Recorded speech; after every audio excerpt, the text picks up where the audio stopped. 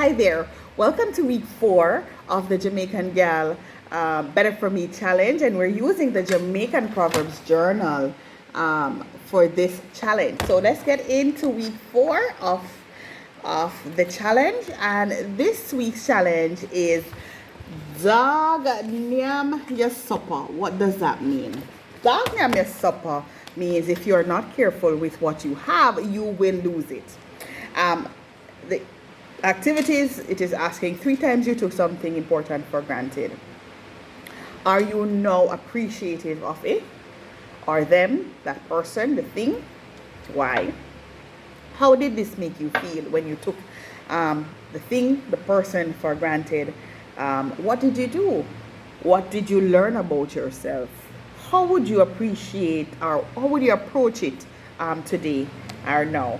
You need to then it's ask you to rank your appreciative behavior out of 5. How appreciative are. And this week's habit that we're going to be working on is appreciation, meaning that you're going to find somebody, you're going to verbalize your appreciation for them, show them that you appreciate them, and you're going to note, why is this important? Speak about your strengths, speak about your weaknesses, and the reward of being appreciative. How will that reward you? And of course, at the end of it, you're going to rate this challenge. Remembering that there is a note section at the end of the book where you can make notes. See, it is called self-review. You can, make notes at the back of the book. There's no section here as well at the back. So if you find anything interesting in any one of the challenges, then you can go ahead and do so. So let me talk about appreciating. So recently I lost my dad, right? 2023 was a very rough year for me.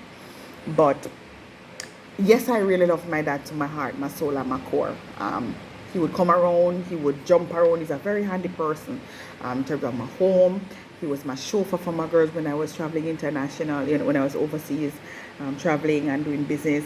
And I could always depend on him. And yes, I'm a very grateful person normally. I really am the first person to say thank you, I love you, I'm sorry, these things, right?